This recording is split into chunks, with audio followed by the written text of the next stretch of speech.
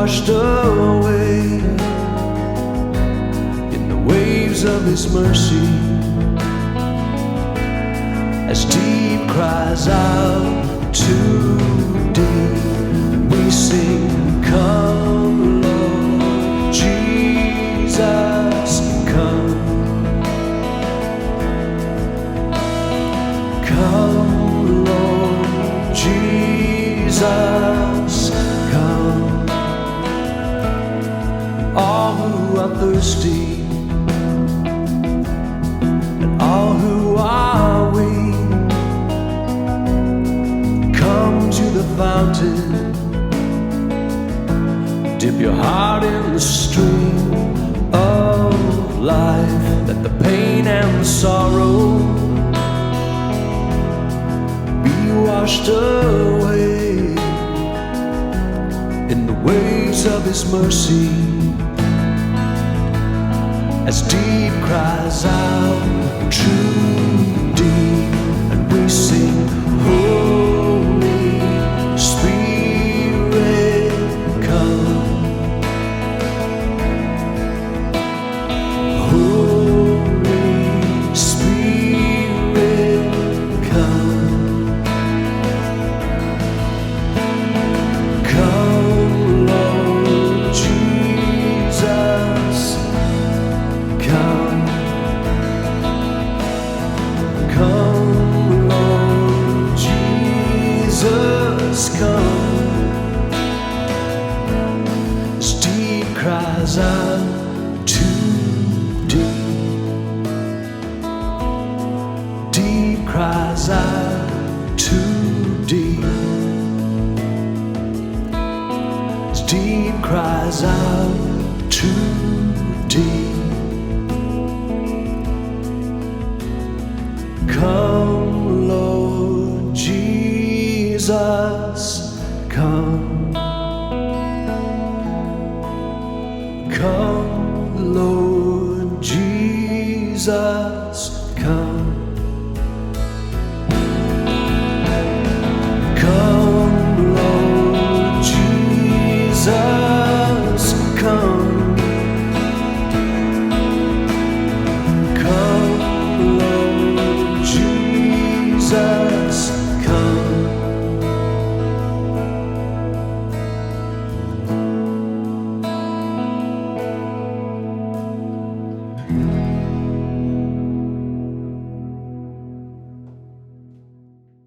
Hello, my name is Ihoma Umez Ernini. I am the Director of Compassion and Justice Ministries here at the River, and I'm excited this morning to celebrate the completion of renovation at 4 of the apartments, part of the River's Grace Village ministry. So over 19 months ago, the River was invited to partner with City Team Ministries in providing shelter for women and children in need. It was an ambitious project. City Team was seeking to raise millions of dollars to purchase an old 50-unit apartment building and inviting churches to partner by renovating these units. It was at that time that we entered what I would describe as a feeding of the 5,000 type story. In John 6, you hear the text of it. The feeding of the 5,000 occurs when the crowd gathers to hear words of life and hope from Jesus. After a long day, the disciples urge Jesus to turn them away so that they can find food to eat, but Jesus charges them to meet their needs.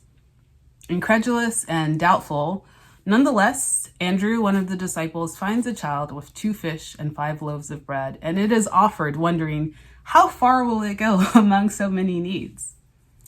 We know how the story ends.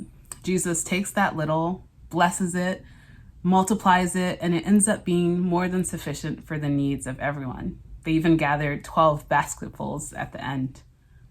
We have entered a feeding of the 5,000 type story because similarly, the need for shelter in San Jose is overwhelming. When invited to partner with City Team, we brought the need before our congregation as part of our Advent giving, and our church's generosity was astounding. We raised enough money, not just for 1 unit, my small sized faith, but for 4 units. And after 19 months of faithful labor and stewardship, I'm here to share how God has blessed our offering of fish and loaves and how it has met the needs of so many. So please enjoy this video of celebration.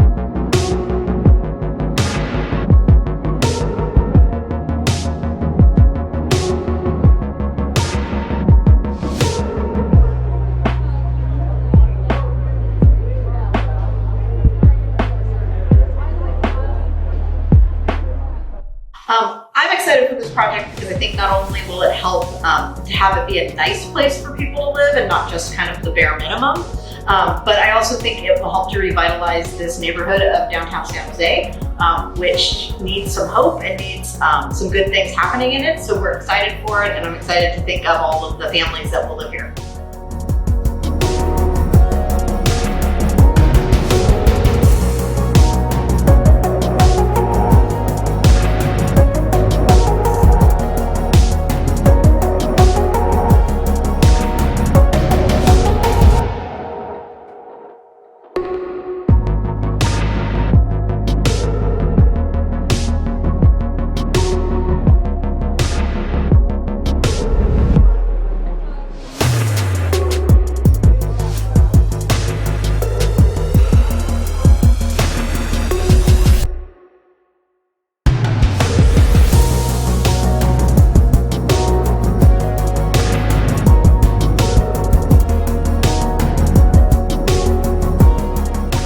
Brad at one point talked about how it was important for Christian groups not to just be insular, but to be looking out at how they could pursue the good of their city.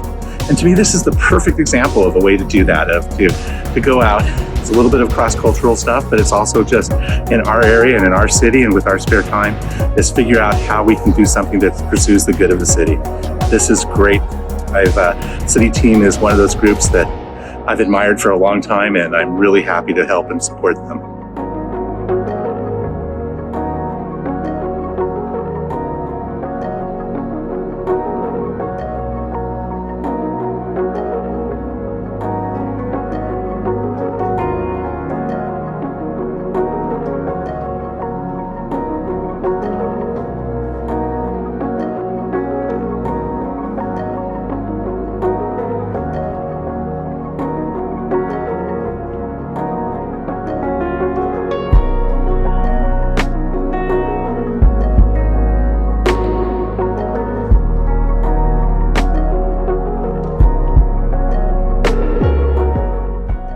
Good morning, River Church. I've been asked to share my thoughts on our recently completed project over at Grace Village. So I come away from that project just feeling a deep sense of gratitude, and for so many reasons. First off, for just initially IHOMA asking if I would volunteer to lead construction.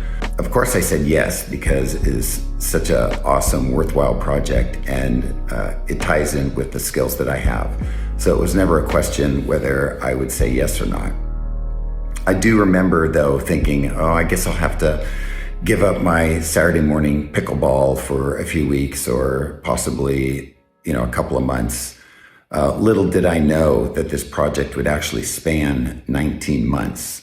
I don't think IHOMA had any idea. I don't think anybody at the river, I don't think anybody at City Team expected this project to actually take that long. So it's just incredible thinking back on, the duration of that project. But that ties into another thing that I'm very grateful for, is the fact that God did stretch this project out to last that long, because I think in doing that, He was able to do a work in me that probably wouldn't be as impactful if the project had only lasted a few weeks or a couple of months. The fact that it lasted 19 months allowed Him to really penetrate deep into my heart and my soul in a really good way. So thankful to God. I'm also thankful to all the volunteer leaders that stepped up over the weeks that to bridge the gap, the times that I couldn't be there.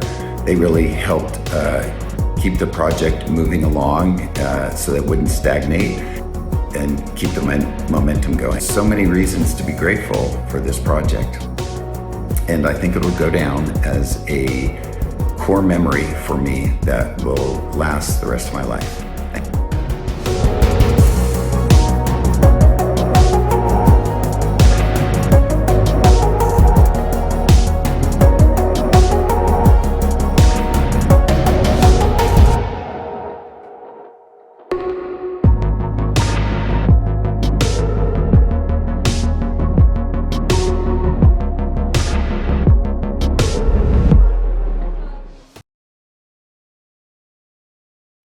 Good morning. My name is Brian Peroni. I'm the Executive Director of the River Church. I'm so glad you've joined us on our stream. Wherever you are, thank you for making time to join us here. So I've got some bad news, and the bad news is that summer is over. I know that summer doesn't officially end until sometime next month, but doesn't it feel like summer has ended? Schools are back in full swing. Activity is getting ramped up. Summer is over. And I got to tell you, I love summer. The slower rhythms, the longer days, the beach weather.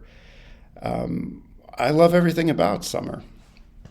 And this year, the end of summer's been a little different for our family.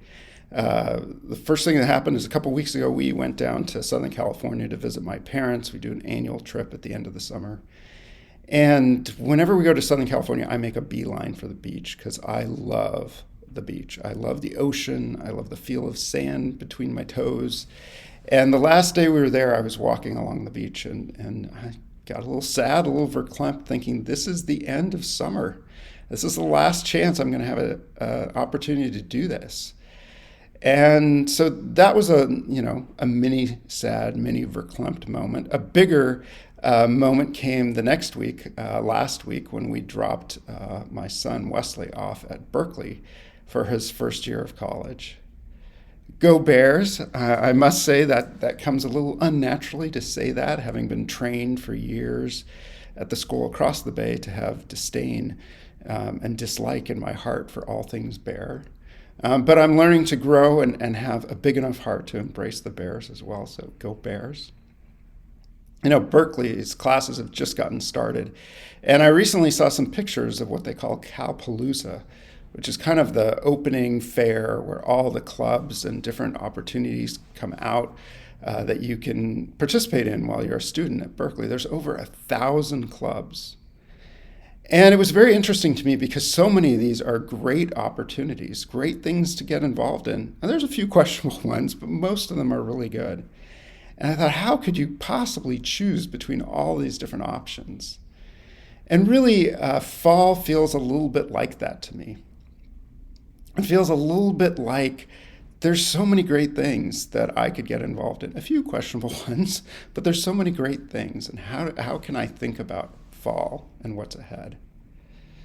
So the end of summer also means the end of our summer series. If you've been traveling with us, you know we've been in a series called Deep Dive, Rediscovering Remarkable People of the Old Testament. I've so enjoyed this series, spending more time learning from lesser known characters in the Bible, often people with little power, and how they shaped the biblical narrative. I hope you've enjoyed it too.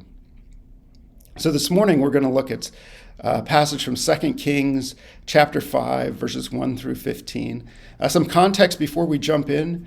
There have been raids against the Israelites, and captives have been taken. So there's an ongoing feud between two people groups, and prisoners have been taken from the Israelites.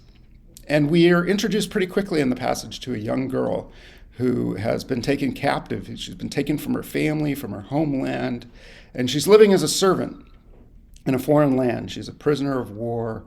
She's someplace else. So let's dive into the passage. It's a little bit long, so stick with me as I make my way through it. This is 2 Kings chapter 5. Now Naaman was a commander of the army of the king of Aram. He was a great man in the sight of his master and highly regarded because through him the Lord had given victory to Aram. He was a valiant soldier, but he had leprosy. Now bands of raiders from Aram had gone out and had taken captive a young girl from Israel. And she served Naaman's wife. She said to her mistress, "If only my master would see the prophet who is in Samaria, he would cure him of his leprosy." Naaman went to his master and told him what the girl from Israel had said. "By all means go," the king of Aram replied. "I will send a letter to the king of Israel." So Naaman left, taking with him 10 talents of silver, 6,000 shekels of gold, and 10 sets of clothing. The letter that he took to the king of Israel read, "With this letter I'm sending my servant Naaman to you so that you may cure him of his leprosy." As soon as the king of Israel read the letter, he tore his clothes and robes and said, "Am I God? Can I kill and bring back to life? Why does this fellow send someone to me to be cured of his leprosy? See how he's trying to pick a fight with me?" When Elisha, the man of God, heard that the king of Israel had torn his robes, he sent him this message, "Why have you torn your robes? Have the man come to me, and he will know that there is a prophet in Israel." So Naaman went with his horses and chariots and stopped at the door of Elisha's house. Elisha sent a messenger to him to say to him, "Go, wash yourself 7 times in the Jordan, and your flesh will be restored and you will be cleansed." But Naaman went away angry and said, "I thought he would surely come out to me and stand and call on the name of the Lord his God, wave his hand over the spot and cure me of my leprosy. Are not Abana and Pharpar, the rivers of Damascus, better than all the waters of Israel? Couldn't I wash in them and be cleansed?" So he turned off and went off in a rage. Naaman's servants went to him and said, "My father, if the prophet had told you to do some great thing, would you have not done it? How much more then when he tells you, 'Wash and be cleansed'?" So he went down and dipped himself in the Jordan 7 times, as the man of God had told him. And his flesh was restored and became clean like that of a young boy. Then Naaman and all his attendants went back to the man of God. He stood before him and said, "Now I know there is no God in all the world except in Israel." So very quickly, we're introduced to this young girl in verse 2. She's been removed from her home, her people, her family. She's a prisoner of war. She's had a huge disruption in her life. It's hard to imagine someone with less power. A young female in a patriarchal society, a foreigner, a prisoner of war, a servant. And yet she's the hero of this story. I see several things in her response, and I want to focus in on 3 this morning. First of all, she responds with compassion. She's been taken captive. She's been assigned to serve. It would be easy, natural even, understandable to respond with indifference or even bitterness towards her master. But she responds with compassion towards his leprosy. A side note here, biblical scholars think that his leprosy was a less severe form than what we read about often in the New Testament. He was able to live with his family, continue to lead troops and do his work, but it was nonetheless a very problematic and troublesome skin disease. So if it were me, I think I'd be a little bit like, "Hey man, you took me captive. You took me away from my family. I don't have any compassion for you." But she responds with compassion. The second thing I see in her response is courage. She speaks up as someone without any power. And when you don't have power, when you're in a position where you have less authority, this takes a lot of courage. What if she was wrong? What if what she said wasn't true? If Naaman, or if he wasn't able to be cured of his leprosy, there'd be severe consequences for her. But that doesn't stop her from raising her voice. So she responds with compassion and with courage, but both those things are built on a foundation of her faith. It's a bedrock of her faith that God can heal Naaman. My God can do this, she says. My God can heal you. What you need is the God I know. We might expect her faith to be a little bruised and battered, having gone through this disorientation, pulled from her home in a foreign land, suddenly working as a servant, a young person, a vulnerable woman. I think it would be natural for her faith to be bruised and battered, but she responds with strong faith. So I want to tell you a story of my disorientation, much less significant than hers, and how I responded to it. And spoiler alert, it wasn't anything as impressive as her response. So after graduating from college, many of my friends, we got normal W-2 cubicle-dwelling jobs, working for corporate America here in Silicon Valley. And we looked around and we didn't feel like there were churches that we really wanted to invite our friends to. We had friends, some of them who, were interested in God or had questions about God, but there didn't seem to be a place that we felt comfortable inviting them to. So a group of us locked arms and we said, okay, we're going to dream about starting a new church. We prayed about it. We dreamed about it. We prayed a lot of prayers. And I'd say some pretty good ones. I'd say 10 out of 10, like, why wouldn't God be for this? It was a worthy prayer. So we had this dream, we had these plans, and then the dream got crushed into little itty bitty pieces, like not just like, it was a little crushed, it was crushed. So the first thing that happened is one of the people we'd locked arms with, the person, in fact, that was supposed to lead this new church, got really sick and had to go on disability. So that was disorienting and deflating, discouraging. But what happened next is really what caused me to kind of spin out in disorientation. And that is another person that we'd locked arms with, someone that my wife and I, we had become very close to, he and his wife. I first met him when he was a minister. He'd been a mentor of mine and then a friend, someone I'd put a lot of trust in. And he was someone that was like family to us. I mean, we went on vacations together. They lived in our condo for a few months when they were new to the area. We were in each other's weddings. They were like family. So one Christmas, they went off to visit extended family. And shortly after they left, we started getting word that there were things in this guy's life that he had lied about. He hadn't told the truth. There were a lot of stuff he had hidden. And it was kind of ugly stuff. So a couple days after we'd heard this kind of shocking news, we got word that they were getting separated and headed to divorce. And then a couple days after that, this all happened very quickly. I got an email from him that said, you're going to hear terrible things about me. Most of them are true. And I'm going to do you a favor. I'm going to remove myself from your life. And I wrote him back and I said, okay, terrible things. Let's talk about it. Like, don't remove yourself. That's not what I want. But I never heard from him again. So my wife and I were stunned. We felt betrayed and disillusioned. I remember sitting in our backyard and feeling like somebody's died. So why do I tell you this really sad story? Because looking back, I realized my faith was bruised and battered coming out of this. At this point, I started to settle for a smaller faith. And I had put a lot of faith in a person, and that person had disappointed me. And it caused me to have a smaller picture of what God was doing in the world. It caused me to have less faith that God was at work in the people around me, people I worked with, my neighbors, my friends. My picture of God's work in the world became smaller, and I had less faith for what God was doing. And that's why this story of this young girl inspires and challenges me so much.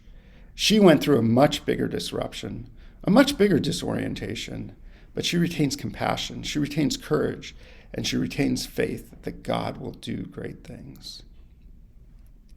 So my story is over 20 years old. But a similar thing, I've noticed something similar in me and in some of the people I talk with here at our church. And I wonder if it's in us to some degree. And that's that the disorientation, the disruption, the disappointments of the past few years have left us with a somewhat smaller faith. A smaller faith in God, what God will do. less capacity to view our neighbors, our community, our world with compassion, courage, and faith. A bit of a bruised and battered faith. I don't say this in any kind of judgmental way. I'm kind of sharing what's real for me. Coming through the COVID pandemic, we were all focused on, are we okay? Is our little bubble okay? Are we going to be okay? And there's been so much polarization in recent years. I believe this about politics, you believe that. I believe this about human sexuality, you believe that about human sexuality. And it takes faith to think, can we all hang together and love each other and be community to one another and point each other to the cross, point each other to Jesus? It takes a certain amount of faith amidst that polarization. And before the pandemic, there was a mental health crisis that was like a wildfire. And the pandemic was like lighter fluid on that. I don't know anyone who doesn't have a friend, a family member, a beloved person in their life who hasn't had a real hard struggle with mental health. Sometimes it takes, most of my faith to think we can make our way through this. So I think it's human, it's natural to be a bit deflated. But I also know that God has more for us as individuals, more for us as a church community. I believe that this fall could be a time of greater faith for us as a church community. So the first thing I'd hope we'd take from this story is I wonder if this young girl is a model for us, an inspiration for us. This girl maintained faith, courage, and compassion in a time of great challenge and disorientation. Can we learn from her to have hope and faith that our God can heal? Our God can meet the needs of people around us. She saw a powerful and successful person and realized they needed what her God offered, healing and new life. Naaman's a very interesting character to me in this story, and he reminds me of a lot of people I meet in Silicon Valley. It seems like he has a lot going for him. We hear that he is a great man, highly regarded. He led people to victories, a valiant soldier. I imagine his social media feed was pretty good, pretty robust. Here I am in front of my horses and chariots. Here I am in front of my house with my servants. Here I am getting an award from the king for my victory. Here I am leading my troops. Much of his life was Instagram ready. But there's something that he, with his power, his wealth, his esteem, he couldn't find healing for. There's a way in which he was at the end of his rope in a certain part of his life and open to the work of God. This young girl recognized this need in Naaman. She saw beyond his strength, his power to recognize his need for her God. And most of all, she had faith that her God could be the one to heal Naaman. So the second thing I'd hope we'd take from this story is that we'd see the Naamans around us. My prayer is that I and we would have greater eyes to see the work that God is doing in the people around us. We'd recognize the place where our friends and neighbors, even the ones whose Instagram feeds look pretty impressive, are in need of the healing power and love that God offers us. That our faith would grow within us, that God would meet and heal. See, Naaman's response is very interesting to me. I admire about him that he listened to this young girl. He had, some faith. Maybe he was at the end of his rope. Maybe he was just desperate. But he listened to a young servant girl, and it started him on a journey. His journey was not a straight line, as we'll see. He needed numerous interventions to get healed. But it all starts with the faith of this servant girl. So I'm going to go through his journey rather quickly and look for the places where intervention was needed. So even though the word comes from a servant girl, his response is to take her guidance and go with the tools he's used to, power and authority. Let's go straight to the top. Let's go to the king. Let's bring a ton of money, get some gifts, and get the job done. I can resonate with that. I think if I had a tip, I'd go to the top doctor, I'd bring my best insurance card, and I'd say, let's get this done. But the king gets angry. He thinks the king of Aram is trying to pick a fight with him. It's ironic here that the king of Israel, the leader of the Israelites, doesn't see the power of God to heal. He's looking at the world through a political lens. So Elisha has to step in and intervene. Have him come and see me so that they will know the work of God in Israel. And he goes to Elisha's house. And I imagine him with his entourage. It says he went with horses and chariots. And so he shows up with his entourage, with his horses and chariots, the modern day equivalent of, blacked out Suburbans and Escalades with motorcycles in front, pulls up to the house. I don't know what kind of coin Elisha makes as a prophet, but probably not that much. So maybe the house isn't that impressive. And he's expecting a royal red carpet welcome. And Elisha sends out a messenger. And Naaman loses it. He gets so mad. He has a picture of the welcome he'll receive, of how God will meet him, and then of how God will heal him. I thought surely he would come out to me and stand on the call in the name of his God, wave his hand. I think sometimes we have that picture of how God will meet us or how God will meet our friends and neighbors, a very specific picture. And God works in a different way. So Naaman's angry. He's upset with God. He's ready to leave. In fact, in verse 11, we see he went away. And in verse 12, it says he turned and went off in a rage. Imagine if the story had ended there. He was so close. He had the answer.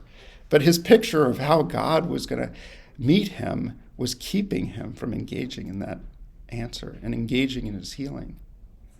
Luckily, the journey continues. His servants talk some sense into him, and he is healed, his skin clean like that of a young boy. And Naaman makes his faith proclamation. There is no God in all the world except in Israel. So in addition to the end of summer and the start of school, this is also the start of the ministry year.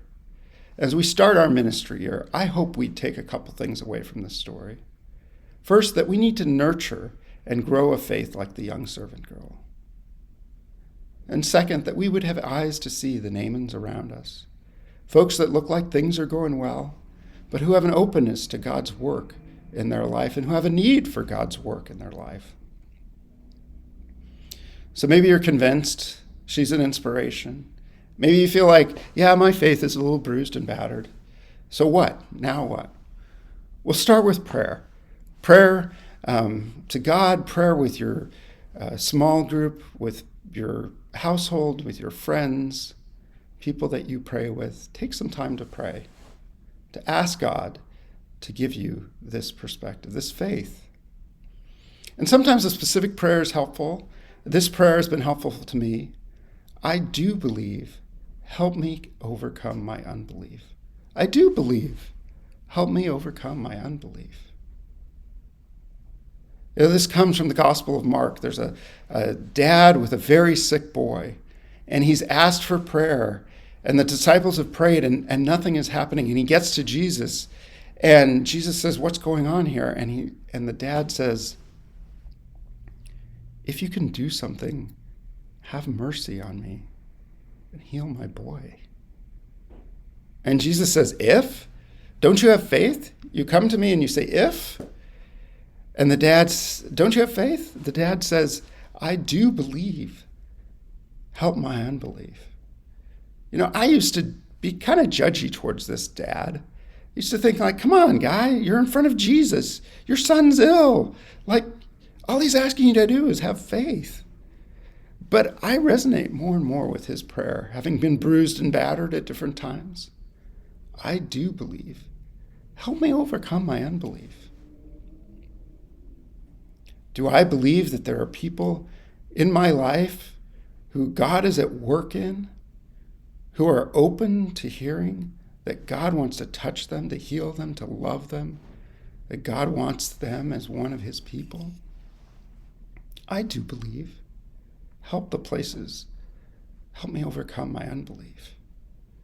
Do I believe that our church is poised to engage the people around us, engage the people of Silicon Valley, of San Jose? Do I believe that we can make a difference here in our community? I do believe. Help me overcome my unbelief. So here's something to consider. Is there a Naaman in your life? As I close this message, I get to think about, is there someone who may need to hear of God's mercy, his love, his healing? And if so, what is it that you're needing from God? Let's use the young girl as a model and what we saw in her life: compassion, faith, and courage. Do you need compassion for this person? Maybe they're annoying. Maybe they're a coworker that bugs you, or a neighbor that's done some things that are just kind of annoying. And you need to grow in compassion and love for this person. Pray for that. Or maybe you need faith to believe that God can touch them. You have compassion, you love them, but over time it's hard to see the work of God. It's hard to believe that God is at work here. Do you need to have faith that God is moving in this person, drawing them to himself? Or maybe you have faith and you have compassion, you have love for this person, but it's hard to say something. You need courage. You feel like, if I say something, it'll risk the relationship. I'll sound like a dork. Maybe it's courage that you need. I encourage you to pray for that. There's a lot in front of us this fall, kind of like those 1,000 clubs that you can be involved in, the tables at Berkeley, so many things, so many good things, a few questionable things, but so many good things that are in front of us as we come from the summer. But what if we all came back from the summer, and what if we grew in our compassion, our courage, and our faith? What if we all engaged our community with this girl's faith? I believe it would shape our year differently and shape us as a people, grow us as a church. I told my story of disorientation, the church that I had hoped to be a part of starting, how my faith became bruised and battered. And part of the way my faith grew back is finding this church community over 20 years ago, one that shared so much of the vision, the values, the hopes that we had. It's in our history and our DNA to be engaging the people beyond us, to have compassion for them, to have faith that God is at work, and have courage to speak up and engage folks. So let's lean into that as we start this new year. Some reflection questions are going to come up on the screen. I hope you take some time to think about these and to consider them.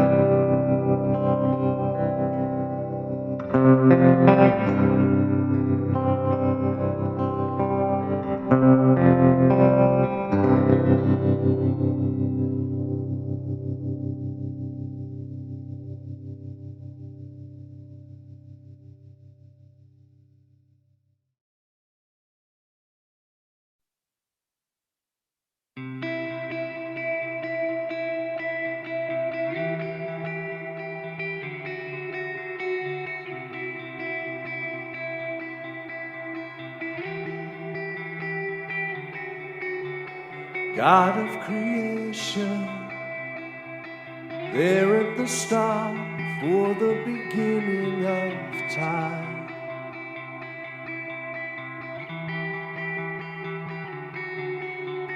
No point of reference, you spoke to the dark, fleshed out the wonder of light.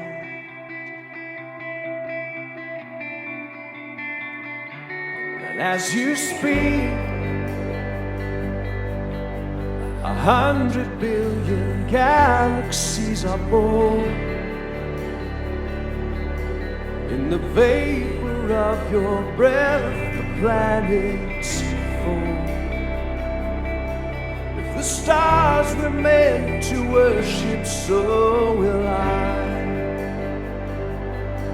I can see your heart in everything you've made. Every burning star, signal fire of grace. Creation sings your praises, so will I.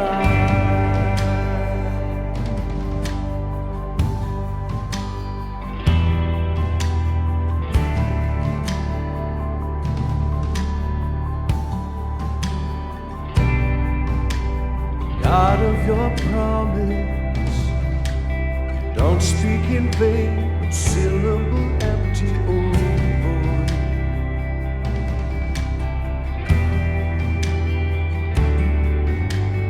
Once you have spoken, all nature and science follow the sound of your voice. And as you speak, 100 billion creatures catch your breath, evolving in pursuit of what you say. If it all reveals your nature, so will I can see your heart in everything you say. Every painted sky, canvas of your grace. If creation still obeys you, so will I.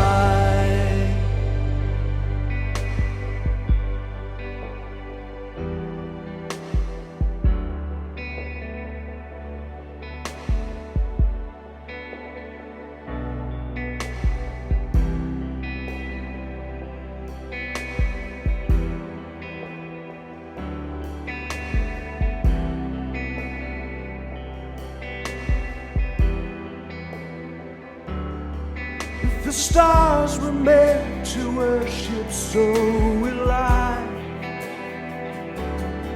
If the mountains bow in reverence, so will I. If the oceans roar your greatness, so will I.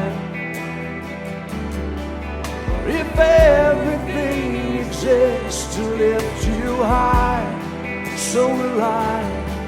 If the wind goes where you send it, so will I. If the rocks cry out in silence, so will I.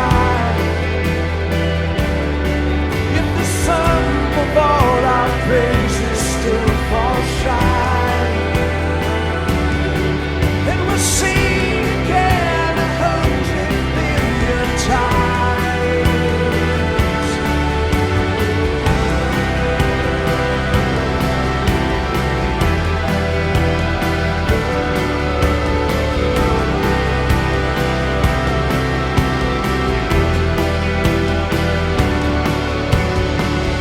Salvation, you chased down my heart through all of my failure and pride.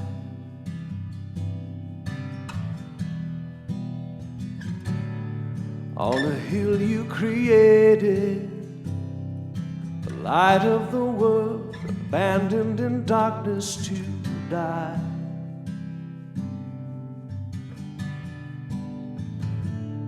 as you speak, 100 billion failures disappear. Where you lost your life so I could find it here. If you left the grave behind you, so will I can see your heart with everything you've done. Every part designed in a work of art called love. If you gladly chose surrender, so will I can see your heart in a billion different ways. Every precious one, a child you died to save. If you gave your life to love them, so will I.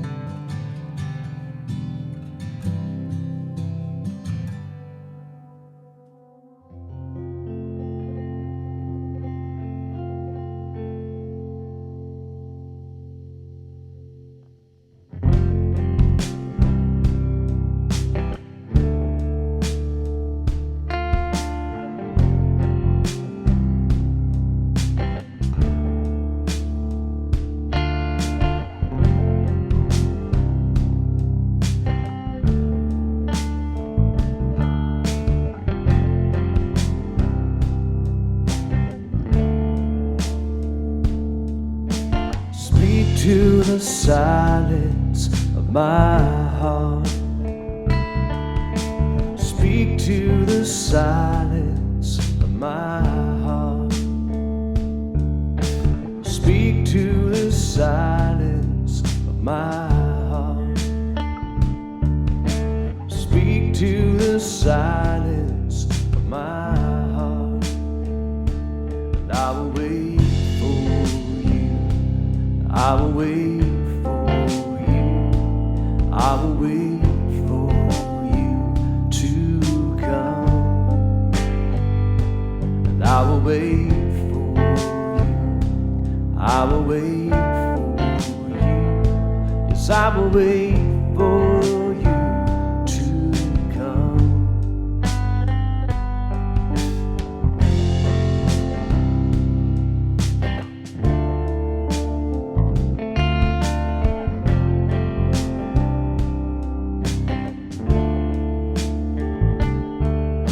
Speak to the silence of my heart.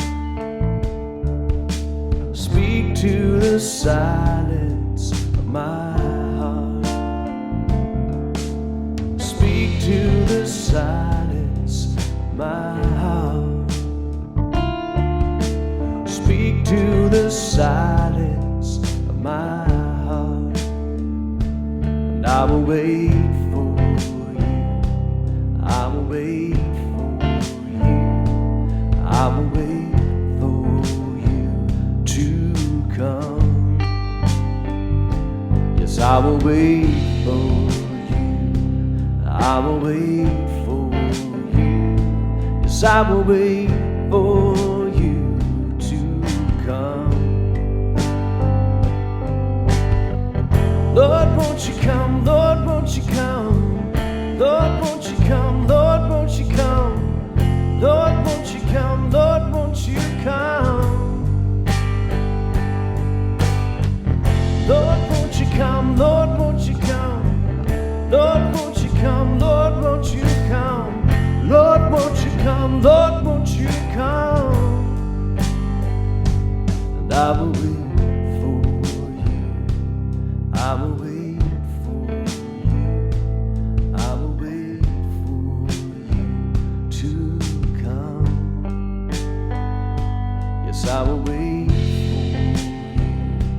I will wait